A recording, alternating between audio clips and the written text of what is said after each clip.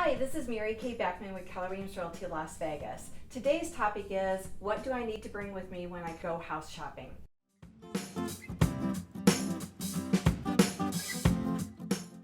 First of all, the first thing you're already going to have met with your lender so that we have your pre-approval letter, and hopefully it's already underwritten approval.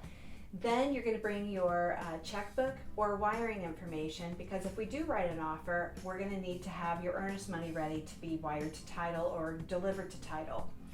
You're also going to need to bring your camera, because if you're coming from out of state and going back home, you may want to take a few pictures of that house that we're writing an offer on so that you can show your family. I will also give you information about schools so that you can check the school websites, the crime and metro websites, and also the energy utility information, so that when you need to order your utilities on, you'll have that as well.